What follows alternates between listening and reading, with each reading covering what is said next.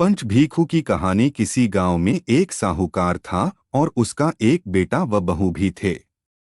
बहू कार्तिक माह में रोज सवेरे उठकर गंगा स्नान के लिए जाती थी। सुबह जल्दी जाते समय वह किसी भी पराये पुरुष का मुंह नहीं देखती थी। एक राजा का बेटा भी सुबह सवेरे गंगा स्नान के लिए जाता था। वह हैरान होता कि मैं इतनी जल्दी उठता हूँ स्नान के लिए, लेकिन कोई है जो मुझसे भी जल्दी उठकर नहा लेता है। कार्तिक माह के 5 दिन बचे थे कि एक दिन साहूकार की बहू तो स्नान करके वापस जा रही थी और उस समय राजा का बेटा स्नान के लिए आ रहा था। आवाज सुनकर वह जल्दी जल्दी जाने लगी, लेकिन जल्दबाजी में उसकी माला मोजड़ी छूट गई। राजा के बेटे ने उसकी माला मोजड़ी उठा ली और सोचने लगा कि जिस स्त्री की यह माला मोजड़ी इतनी सुंदर है वह स्त्री कितनी सुंदर होगी। उसने पूरे गांव में मुनादी करवा दी कि जिसकी तह माला मोजड़ी है वह 5 रात मेरे पास आएगी।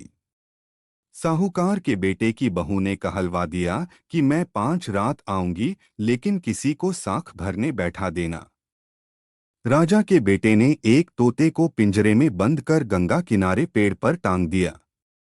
बहू सुबह के समय आई, पहली पैड़ी पर पैर रखा और बोली, हे कार्तिक के ठाकुर राई दामोदर, पांचों पांडु छठे नारायण भीखम राजा, उस पापी को नींद आ जाए। राजा के बेटे को नींद आ गई। बहू नहा धोकर चलने लगी तो तोते से बोली, सुवा सुवा तेरे गल डालूंगी हीरा, मेरी साख भरियो वीरा। सुवा बोला कि कोई वीर भी साख भरता है क्या? वह फिर बोली, सुवा सुवा सुबह तेरे पग घालूंगी नेवर, साख भरियो मेरे देवर। सुवा ने कहा, ठीक है भाभी, मैं तेरी साख रखूंगा। वह तो कहकर चली गई। राजा का बेटा हड़बड़ाकर उठा और सुवा से पूछा, सुवा सुवा वह आई थी, कैसी थी? सुवा बोला, आभा की सी बिजली, होली की सी झल, केला की सी कामिनी, गुलाब का सा रंग। अगले दिन राजा के बेटे ने सोचा कि आज मैं अपनी अंगुली में चीरा लगाऊंगा, इससे मुझे नींद नहीं आएगी। अगले दिन राजकुमार अंगुली चीरकर लेट गया। वह आई और भगवान से उसी तरह प्रार्थना करने लगी और राजकुमार को फिर नींद आ गई। वह स्नान करके फिर से वापस चली गई। सुबह राजकुमार ने तोते से फिर पूछा तो उसने वही सारी बातें दोहरा दी। अब राजकुमार बोला कि मैं आज रात में आंखों में मिर्ची डालकर बैठूंगा। रात में वह मिर्ची डालकर बैठ गया। बहू फिर आई और प्रार्थना की, जिससे उसे फिर से नींद आ गई। राजकुमार ने तोते से बहू के आने की बात पूछी, उसने फिर बता दी। राजकुमार अब फिर सोचने लगा कि आज मैं बिना बिस्तरे के ही बैठूंगा और रात को बिना बिस्तरे के बैठ गया। जब वह स्नान करने आई तो उसने फिर से भगवान से प्रार्थना की और राजकुमार को नींद आ गई। जब वह नहाकर जाने लगी तो आंख बंद करके चली गई। राजकुमार जब उठा तो वह जा चुकी थी। राजकुमार फिर सोच में पड़ गया और सोचने लगा कि आज मैं अंगीठी जलाकर बैठूंगा, जिससे नींद नहीं आएगी। फिर वह रात को अंगीठी रखकर बैठ गया। साहूकार की बहू आई और वह भगवान से प्रार्थना करने लगी कि आपने 4 रातें तो निकाल ली, अब यह रात और निकाल दो। भगवान ने उसकी बात रख ली और राजकुमार को नींद आ गई। जब वह नहाकर जाने लगी तो तोते से बोली कि इस पापी को कह देना कि 5 रातें पूरी हो चुकी हैं। वह मेरे मोतियों की माला मेरे घर भिजवा दे।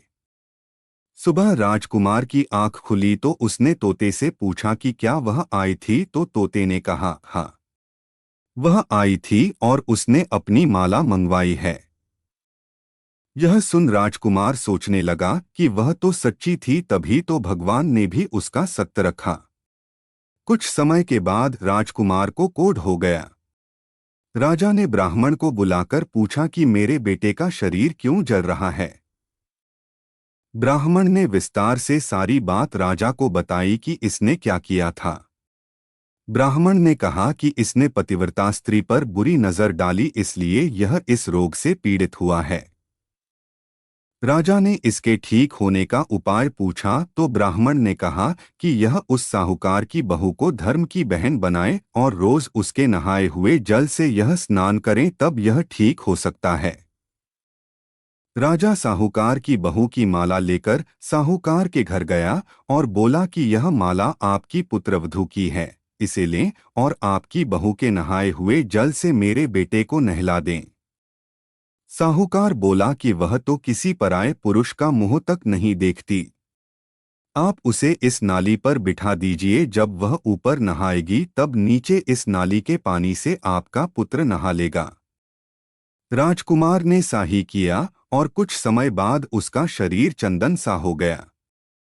हे पंच भीखु देवता, जैसे आपने साहूकार की पुत्रवधू का सत्य रखा वैसे ही सभी का रखना।